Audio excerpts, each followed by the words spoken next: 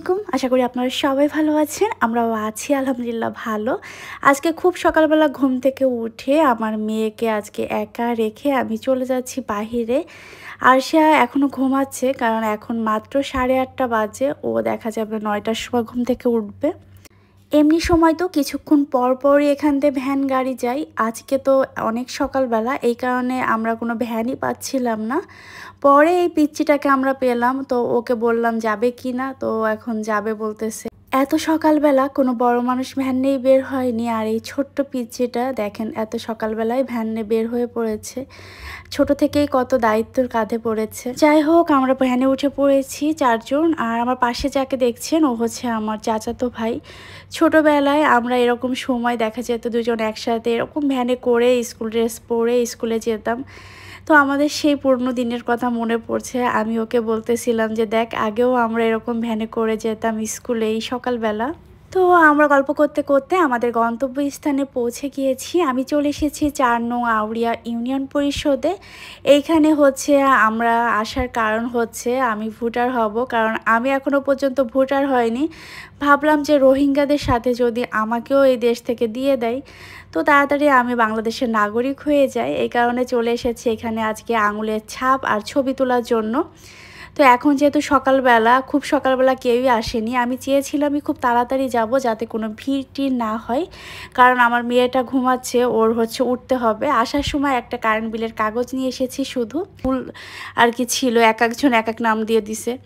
তো অনেক জায়গায় ভুল থাকার কারণে আমি আমার সার্টিফিকেট অনুযায়ী আমার কাগজটা, মানে আমার ভোটার আইডি কার্ডের যে কাগজ, এটা আমি ঠিক করে নিলাম। এখানের একটা স্যার আমাকে অনেক হেল্প করেছে। যাই হোক, এখন হচ্ছে আমি হাতে ছাপ ছবি এগুলা তুলে এখন চলে এসেছি, সব কিছু ডান। এখন চলে যাব। আর এই সময়টা অনেক বেশি ভিড় ছিল। আলহামদুলিল্লাহ খুব তাড়াতাড়ি আমার কাজটা সম্পূর্ণ করে বাসায় চলে এসেছি। বাসায় আসার পর দেখি আমার মেয়েটা তো অনেকক্ষণ আগেই ঘুম থেকে উঠে গেছে, আর সে কোনো কিছুই খাচ্ছিল না। এই কারণে এখানে আম্মু হচ্ছে, আর সে ভাজা পিঠা খেতে পছন্দ করে, ওকে ভাজা পিঠা তারপরে হচ্ছে আরও খাবার দাবার সব কিছু দিয়ে বসায় রেখেছে। আমি যতক্ষণ বাইরে ছিলাম অতক্ষণে আমার মনটা বাসায় পড়েছিল, মনে হচ্ছিল আমার মেয়ে কী করতেছে, না জানি ঘুম থেকে উঠে যাবে। আমি ওইখানে থাকতেই ভাইয়ের কাছে ফোন দিয়ে শুয়েছিলাম, তো বলেছিল তখন উঠে গেছে। তো তখন শোনার পরে আমার খুব খারাপ লাগতেছিল যে কত তাড়াতাড়ি আমি কাজটা সম্পূর্ণ করে বাসায় যাব। কারণ আমার মেয়েটা, মানে এখানে তো আরিফা থাকলে কোনো কথাই ছিল না, যেহেতু ওর কাছে বাসায় অনেক মানে সময় থাকে, ওর কাছে থাকতে পারে। বাট এখানে তো ও ওরকম থাকতে পারবে না, এরকমটা ভেবেছিলাম। বাট মেয়েটা ও ভালোভাবেই ছিল, আমার ভাই যেহেতু ছিল, তো এই কারণে আমার ভাইয়ের কাছে কাছেই ছিল। আর অনেকক্ষণ ধরে ভাই নাকি ওকে কোলে করে নিয়ে সারা গ্রাম ঘুরিয়ে বেড়াইছে। আর এখন মাকে পেয়ে তো অনেক খুশি। তো ঈদের আগে এখন একটু রূপচর্চায় আর কি চলে আসছি আমরা। তো ঈদের সময় আমাদের ওরকম আহামরি, মানে মানুষ যেরকম পার্লারে যে লাখ লাখ টাকা খরচ করে, আমরা লাখ লাখ টাকা খরচ করব না, আমরা ঘরে বসে রূপচর্চা করব। তো ঘরে বসে হচ্ছে এই যে নিম পাতা আনছি গাছ থেকে পেড়ে। তো এখন এই নিম পাতা আগে ডালগুলো ছাড়াই পাতাগুলো বেছে নিব, আর এর ভিতর কী কী দেবো সেটা দেখাবো। আগে নিম পাতাগুলো বেছে নিই।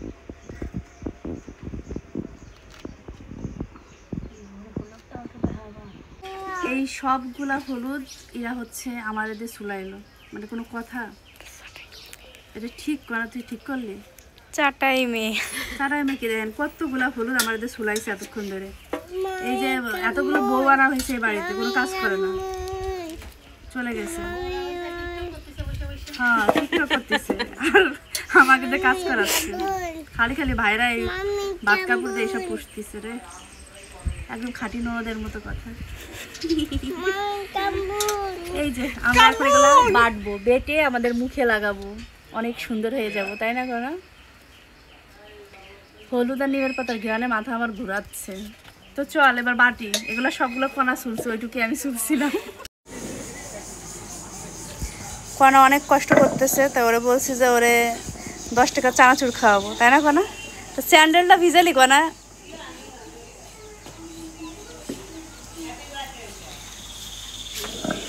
এই যে আমাদের হলুদ। ওরে বাবা, কণার টেস্ট দেখেছো? এখন আমি এটা বাটবো। তো এখন কণা অনেক কষ্ট করছে, তো ভাবলাম যে একটু আমিও কষ্ট করি, কারণ একটা মানুষটা এত কষ্ট করানো যায় না। তো আমি পাটাই মানে কতদিন পর যে পাটার কোথায় হাত দিলাম, মানে বাসায় দেখা যায় যে ব্লেন্ডার দিয়েই করা হয়। ফিল্টার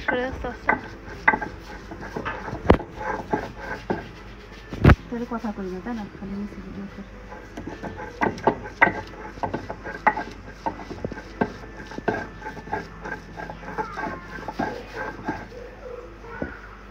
কালারটা কত সুন্দর আসতেছে ফোনে। একটু নিচে এবার পাটার ভিডিওটা কর, একটু নিচে করে পাটাটা শুধু ভিডিও কর।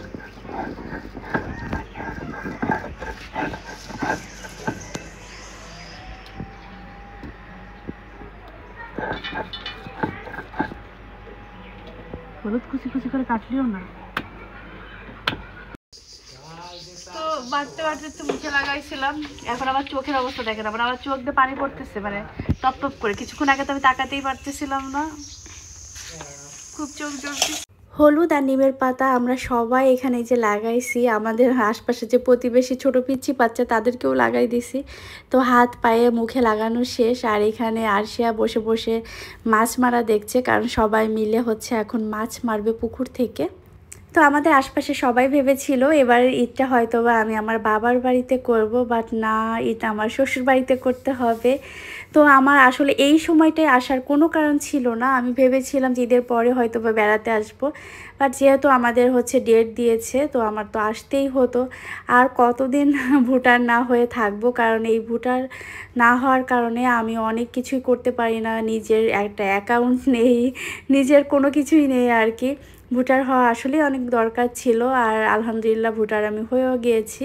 আর আমার মনে হয় আইডি কার্ড থাকা সবসময়ের জন্য জরুরি ছিল, যেহেতু এতদিন ভোটার হতে পারিনি, এখন হয়ে গিয়েছি, তো আর সমস্যা হবে না। আর যাই হোক, এখানে এই যে দেখেন হাত পা আমি হচ্ছে নিম পাতা লাগায় পুরো ভূত হয়ে গিয়েছি। আমার মেয়ে তো আমার কাছে আসতেছে না, মানে ও ঘৃণা করতেছে, বলতেছে মাম্মি মাম্মি ইউ। তো ও আমার কাছে কোনোভাবে আসতেছে না, ও আমার আম্মুর কাছে আছে। আর মেহেরি বসে আছে কেন রোদ্দুরে? রোদ্দুরে কেন? তাই? আর আরশিয়ার খুবই মন খারাপ, কারণ আরশিয়ার বল পড়ে গেছে। দাঁড়া মা, উঠাই দিবে না। কড়া নিয়ে এসেছে পোলো না কি এটা? পোলো না পইলে? দে দে পোলেটাকে আমাকে দে, আমাকে ভিতরে নে। আমার হাত হাতে ব্যথা পাইছি, এটা একদম অনেক ভারী, বোঝা যাচ্ছে না। ওরে একটু বসতে দাও। দেখেন এখানে মাছ ধরছে,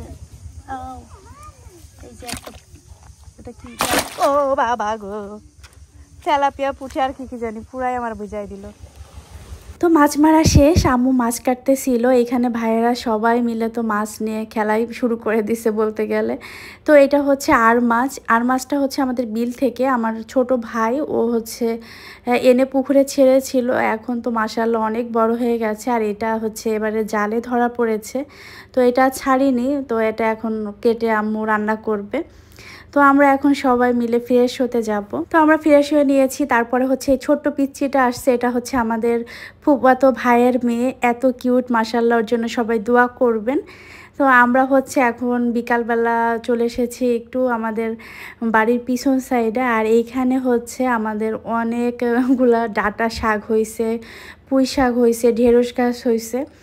এইটা মানে আব্বু লাগাইছিল, আমি আগেরবার যখন এসেছিলাম একদমই ছোট ছোট পিচ্ছি পিচ্ছি গাছ বের হচ্ছিল, এখন মাশাআল্লাহ গাছগুলো এত বড় হয়েছে। আর আম্মু তরকারি রান্না করছিল, এই শাক ভাজি করেছিল, এত সুন্দর লাগছিল, মানে অনেক টেস্টি ছিল।